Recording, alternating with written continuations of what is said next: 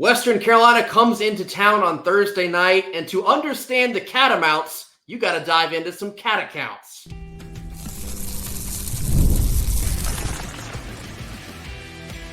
You are Locked On Wolfpack, your daily podcast on the NC State Wolfpack, part of the Locked On Podcast Network, your team every day. What's up, Wolfpack Nation? It's time to get locked in with Locked On. Thanks for making Locked On Wolfpack your first listen each and every day. We are free and available wherever you get your podcast and on YouTube, part of the Locked On Podcast Network, your team every day. Today's Tuesday sponsor is FanDuel. Right now through September 22nd, all FanDuel customers can bet $5 and get a 3-week free trial of NFL Sunday Ticket from YouTube and YouTube TV. Just visit FanDuel.com/lockedon in order to get started. Happy Tuesday to all. As always, I'm Grayson Boone, joined by former Wolfpack defensive tackle Kenton Gibbs. Our regular Tuesday programming for game weeks here. If you were not with us last football season, Tuesdays we typically give you an initial preview of our opponent for that week, and then we talk offenses. We're going to talk about the Western's offense and what they bring to the table, and then we're going to close with comparative advantages between their offense and our offense to get you out of here. To begin this Tuesday episode, we are going to give you the basics for Western Carolina. Obviously, they are an FCS team. They've been on the upswing after a couple of rough seasons before their current head coach came into town. That is Kerwin Bell. Now, he played back at Florida in the late 80s, and he's really turned around Western in a very short amount of time. Giving you their 5-year trend, when we saw them last way back in 2019, we beat them 41-0 that year. Western went on to finish that season with a lowly record of 3-9. 2020, those struggles continued. They were 1-8. And then Kerwin Bell took over the program in 2021. They went 4-7, 2022, 6-5. And then last season, they were 7-4. And I believe they finished ranked in the FCS polls. So that is where they now enter 2024. I believe they are ranked in both of the major two FCS preseason poll publications. I think one has them at 19. One has them at 20. So there is some optimism surrounding what Western can do at the FCS level here in 2024. But last time we saw them, it was none too pretty. And a lot of Wolfpack fans are more than likely expecting the same this year. Yeah, for sure. They're expecting the same. And I'm not expecting that it'll go too differently. However, the reality is they do have some weapons over there. They do have some guys that I wouldn't be shocked if they played on Sundays. They have a couple guys that I wouldn't be shocked to hear their names linked with camps or being in the portal to transfer into bigger schools at the end of this upcoming season, because there are some guys, there are some names, there are some players over there. I'm like, all right, what's going on here? I'm very intrigued. I'm very interested to see how this offense looks this year. So while Western is not quite the same caliber of team as NC State, there's a thing that Coach Doran always used to do with the team. Whenever there was a big news story about something, like if there's a player gets drunk and drunk drives and hurts somebody, or player fails out, whatever the case may be, he would keep the press clipping, or he would print off a copy of the paper, plagiarism, whatever it may be. He would print it off and he'd say, "Thank you, such and so." And I'm telling you right now, I would be shocked if Coach Doran did not tell the team already, "Thank you, Florida State, for showing, hey, this is what happens when you sleep on the team that people perceive as being below you," in terms of NC State and Wake Forest in this one. So I'd be shocked if this team didn't come in the right way. But again, Western does have some guys that can get it done if you find yourself sleeping at the wheel. There is certainly that stigma of an FCS school. They can't play with the P4s, and in a lot of cases that is true. But it's not impossible for an FCS team that's known for their offense to come in and make a little noise here in week one.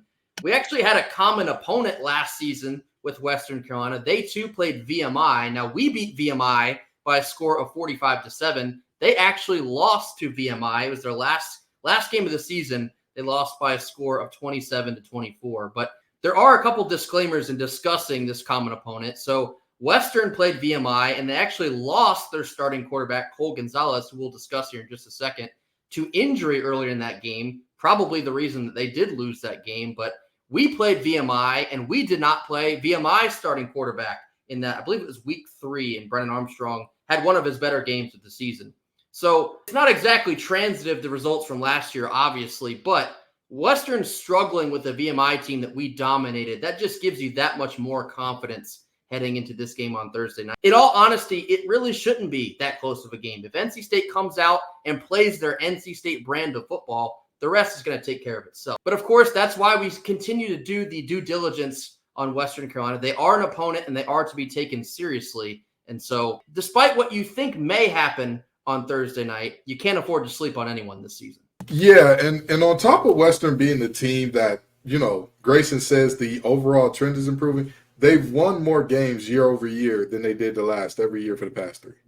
Right. That is not by accident. That is by this team willing themselves and understanding this is where we are, this is where we want to be. We're going to build this program the right way, and we're going to build this program through a very high-powered offense. That's going to be a part of it. The expectation for this offense to be a light show, even with losing some of the talent that they did, is still very much there because the signal caller, the gunslinger, the sheriff, the guy who's supposed to be running the show around there is coming back. In just a second, we're going to get into Western Carolina's offense after a quick word from our sponsors. Our first sponsor of the day is 5 Hour Energy. Do you want to get in shape, but you're having trouble staying motivated? Make 5 Hour Energy shots part of your lifestyle and get that energy boost that you need in order to get fit. We all know that sometimes it's really hard just to get to the gym, but that's where you take the 5 Hour Energy shots to give you the feeling and alertness that you need to make it there. 5 Hour Energy is the brand that hardworking people like you have trusted for nearly 20 years to give them that alert, energized feeling that they need to get through each and every busy and hectic day. You always know where to find 5 Hour Energy because you see them literally anywhere. They're right next to the cash register at nearly every convenience drug or grocery store nationwide. You got to stock up on money-saving multi-packs to make sure you never run out of delicious, energizing 5 Hour Energy shots. If you go to 5hourenergy.com, that is the number 5 and then hourenergy.com, you can get more of their product today. You can use promo code LOCKEDONCFB in all caps to receive 20% off on your order. This offer is only valid between now and September 30th on one order and cannot be used with any other promotions. The code is not good on subscription orders, but you need to make sure you get over to 5 Hour Energy and order yours today. College football is back, and it's not too late to catch up before the season kicks off. SEC, ACC, Big Ten, and Big 12, you can get it all from our stable of Locked On College experts by subscribing to the Locked On College Football podcast. Who has a chance to make the college football playoff? What teams will cause chaos in their new conferences? Everything that you need to know is all in one place, so be sure to follow and subscribe to the Locked On College Football podcast, part of the Locked On Podcast Network, your team every day. Now time to talk a little bit more in depth about this Western Carolina offense. Now, surprisingly, they were one of the top offenses in all of the FCS level last year in 2023. Their quarterback, their trigger man, goes by the name of Cole Gonzales. Now, he started all 11 of their games before suffering that injury early in that VMI game. He finished the season with 2,800 passing yards and also a school record 28 passing touchdowns, which was also an NCAA regular season leading mark for the FCS level. And then to that, he only threw 8 interceptions. He was ranked 3rd in the NCAA FCS passer efficiency rating at 166.40. So he is one of the better quarterbacks in all of the FCS level. I believe he even won the 2023 SoCon Offensive Player of the Year award and is being looked at in 2024 to be up at that very same level. Yeah, for sure. And I'm going to tell you this. That is a young man that if you give him time, he will dissect your defense. He does not look like, he's not the first guy off the bus type of guy. He's not the guy that you would say, hey, we want to scare the other team. Like, we're going to trot him out like teams did with Cam Newton or Tebow, where these are massive human beings at quarterback. He's not even the tallest guy. He's not even a Mike Glennon type of guy that he just goes on for forever. You just keep looking up. Oh, where's he stopping? He's not one of those guys. But I'm going to tell you, he's a ball player. He knows how to place the ball. He hits guys in stride. He's a special ball player if you're talking about the ability to cut up defenses from the pocket. He is not the most mobile guy in the world, but I wouldn't exactly say he's a slouch on the ground. I wouldn't say he's a guy that you're like, oh, there's no way under God's green earth he runs it, because he can do that. But he is at his best when he is going from read 1 to read 2 to read 3 and so on and so forth. The key to getting this guy out off his game, you have to get pressure on. He is a really good quarterback, but he is human after all. If you pressure him, if you make him uncomfortable, he may start seeing ghosts a little bit. But again, it's going to take some hitting to get him to do it, because he's not exactly a soft guy who at first contact gets a little skittish. I don't mean to be kind of offensive when I say this, but he is a really good quarterback for the FCS level.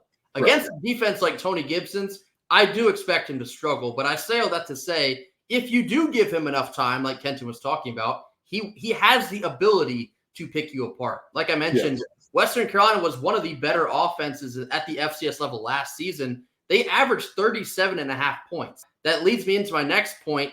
They lost a pretty good deal of that production outside of their quarterback. They lost their leading rusher. He transferred up to Pitt. Their number 2 running back goes by the name of Branson Adams. He's going to have to carry the majority of the running back load for Western this year. They lost their top 2 wide receivers, which I think is extremely significant coming into this game. They also lost their offensive coordinator. So perhaps at this point of the season, Western is still going to be working out the kinks, and that's something that NC State's defense can prey on. Yeah, and the other thing is, when you look at what has caused struggles to that Western offense in the past, it is folks getting in the quarterback's face.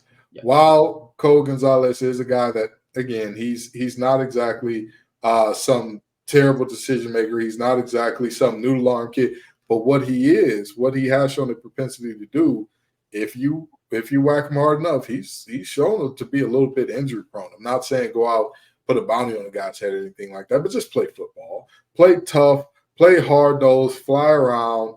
And we saw it last year in the, I believe, the season opening game against Arkansas. I believe he had to leave that game as well with a little bit of being a little banged up or injury, whatever the case may be. So this is not a situation where, again, he's, somebody that you just can't match up with, can't compete with, but the pieces around him as well. That's where I think the biggest delineation between NC State and Western Carolina comes in at, because I don't think that they have a ton of pieces that you look at and say, oh, man, this guy's special. That's a special threat. That's a special weapon. And with that in mind, it's hard to imagine that team coming out with a win when you say to yourself, all right, our quarterback may be a player that's good enough to play on the FBS level, but is he enough to overcome talent deficits everywhere around him? I don't think so. You talked about the defense's ability to get to the quarterback as something that could rattle a guy like Cole Gonzales. The offensive line for Western Carolina, they only returned 3 of their starters from last year, even though they had a little bit of fluctuation. These 3 starters were guys that finished the season. They played all 6 of their last games. So they had some turnover at offensive line as well. If that's a weak point, I think you'll see that very early on in this game with guys like Travali Price, Davin Van, the whole 9 yards. So Western's main point, obviously, in a game like this one, they have to be able to protect Cole Gonzales, because otherwise, if he's getting that immediate pressure in his face and he has to just scramble around and look for a receiver and fling it, guys like Aiden White, Brandon Cisse, they're going to have a field day on this guy. So the overall point here is Cole Gonzales is not to be taken lightly, but Tony Gibson's defense should be cooking up enough pressure that you take him off of this game fairly early on. Despite how electric Western's offense was at the FCS level last year in 2023, I'm not quite expecting that same spark, especially not against the NC State Wolfpack to begin here in 2024. Coming up next, we're going to round out our Tuesday episode looking at comparative advantages between these 2 teams. Who has the overall advantage going from position group to position group? More on this after a quick word from our sponsors. Our second sponsor of the day is Ultimate College Football Head Coach. Locked on Wolfpack fans, I want to take a moment to give you a heads up about a brand new mobile game that I think you're going to love. Ultimate College Football Head Coach is an amazing game and simulation that you get to step into the shoes of a head coach and lead your college football program to glory. Can you actually imagine being the head coach of NC State? From recruiting players to hiring coaches to overseeing training camps and handling school scholarships, you control every crucial detail of your program. It's all in your hands. Are you going to be able to handle the pressure? Ultimate College Football Head Coach is completely free, has no ads, and is 100% playable offline. You can play on the go as you want and whenever you want to. We have a special offer for Locked On Wolfpack listeners. Use the promo code LOCKEDONCFB in all caps inside the game store to receive a free boost to your program. Make sure you take advantage of this perk as it will get your team off to a strong start. To download the game, just visit ultimate-cfb.com, or you can look this up on the App Store. Ultimate College Football Head Coach. Begin your coaching legacy today. Our third sponsor of the day is Ibotta. It's still summertime, barely, which means it's still barbecue season. You can stock up on all of your grilling favorites and earn cash back on every purchase when you use Ibotta. Better yet, you can actually use this for tailgating this fall because tailgate season is upon us. You won't have to choose between burgers or hot dogs because using Ibotta, you can afford to have both. Ibotta is a free app that lets you earn cash back every time you shop. You can earn on hundreds of items from groceries to beauty supplies and even toys. You can make sure that you're beating inflation no matter what you're purchasing. Other apps give you points that don't often amount to much, but with Ibotta, you can earn cash back that you can withdraw to your bank account, PayPal, or even some gift cards. You simply add offers in the app, upload your receipt, and voila, the money is yours. Right now, Ibotta is offering our listeners $5 just for trying Ibotta and using the code LOCKEDONCOLLEGE when you register. Just go to the App Store or the Google Play Store and download the free Ibotta app to start earning cash back. That's code LOCKEDONCOLLEGE, LOCKEDONCOLLEGE, Locked On College on Ibotta, IBOTTA, in the Google Play or App Store today. Last couple minutes of our Tuesday show. Now getting into comparatively looking at offensive groups for Western Carolina and for NC State. Kenton, we're going to start up front with the O-line. Who has the real advantage in this game on Thursday? Yeah, so offensive line, I'd give to NC State. Again, this is an FCS offensive line. With all due respect to the Catamounts, I think that they're a good enough offensive line. But when they are faced with FBS competition in terms of defensive lines, they have been shown to be an FCS offensive line. Spoiler alert, this section is more than likely going to be chalk, but it just reinforces what we've been talking about. It's pedal to the metal. And yes, offensive line, obviously NC State does get the nod here. You talk about Anthony Belton, what he means coming back for his last year of eligibility. Anthony Carter, much of the same, big year on tap for him. Zeke Correll there in the middle, the new leader of this offensive unit. Maybe you don't see a whole lot to take from this Western Carolina game, but this group is paramount in the offensive success that this team is looking for this year. So obviously looking forward to them putting their best foot forward immediately on Thursday night against Western. Quarterbacks up next. Cole Gonzales for Western and Grayson McCall for NC State. Who has the advantage? You know, this will probably be the closest matchup of all of them. I would agree. And still, NC State has a considerable edge. This is a situation where, again, Cole Gonzales is good. If you were to tell me Cole Gonzales throws for more yards in this game than Grayson McCall, I might take that bet. I wouldn't be too surprised if we kept it very vanilla on offense and just said, hey, you're bigger, you're stronger, just muscle them. You know, we'll throw the ball in spots where we have to, but let's go ahead and get right church and let's go home. But again, I think Grayson McCall is the better guy. He's seen more defense. He's played more. He not only has the experience edge. Robert and I saying this is the fastest I've ever seen a quarterback pick up this system. Definite green light there. Yeah, no, I agree with you. I think that this position group in particular is probably the closest of any of them offensively. I think there's several different things that you can say in general, and they would be true about both quarterbacks. They make really good decisions. They're patient but aggressive. They can make all the throws on the field. Both of these quarterbacks can do that. However, I think the overall baseline ability for Grayson McCall is much higher than that of Cole Gonzales. So it will be interesting to see what Cole Gonzales can do against our defense on Thursday, but Grayson McCall more than likely is going to be able to pick apart anything he wants against Western's defense. So advantage NC State there again. Now talking about the backfield, running backs. Who has the advantage, Western or NC State? I think NC State's, it's, you know, how many options you really got? I mean, it's too many options, right? You can go with Waters, you can go with Smothers, you can go with Raphael, you can go with Scott. Western Carolina has one back that has seen any game time. And if you're talking about just that criteria, sure, you could say Hollywood and Scott don't fit that.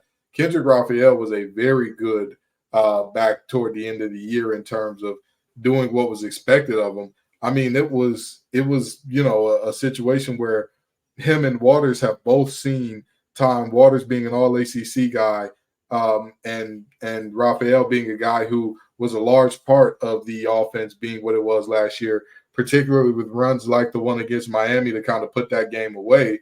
I mean, I think you've got multiple proven commodities and multiple guys that you say, hey, we haven't seen them yet, but boy, is their ceiling through the roof.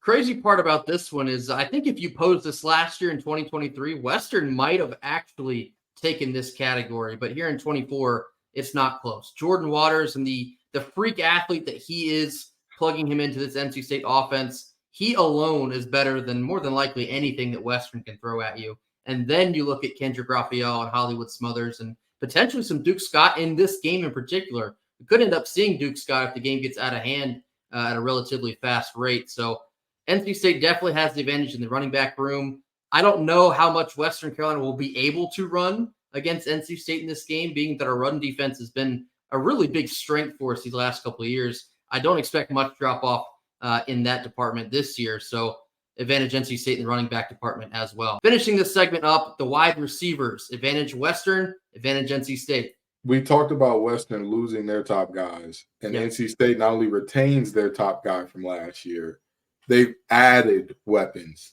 that, with all due respect to last year's crew, because I don't want to disrespect anybody that wore the red and white of the pack, it's levels, right? Yeah. You have a coach who coached at Florida while Percy Harvin and Riley Cooper were in the same room, okay? That doesn't even mention what was going on in their tight end room with Mackey Award winner, who is now no longer with us due to some very other things. But very seriously, that Florida group of pass catchers, absolutely amazing. And yet Joker Phillips said this is the most talented group of wide receivers he has coached. I don't think that this group of pass catchers, wide receivers, and tight ends leaves much room for most teams to have an edge here, but especially not an FCS team. NC State by a mile in this regard. I can answer this with only one name, Casey Concepcion. So that'll do it here for us on Tuesday. No, I'm kidding. But seriously, Casey Concepcion is more talented than anything that they have on Western's roster. And then you look at Noah Rogers. And then you look at Wesley Grimes. Justin Jolie is a tight end. Dakari Collins, who's going to be starting on both sides. You name it, we feel like we now got it at the wide receiver position. So that is probably the most stark difference between these two offenses. Massive advantage NC State there. And it will be interesting to see how much we show. A lot of folks are kind of skeptical, like, being that it's Western, you could probably just pound the ball on the ground the whole game, and that should do it.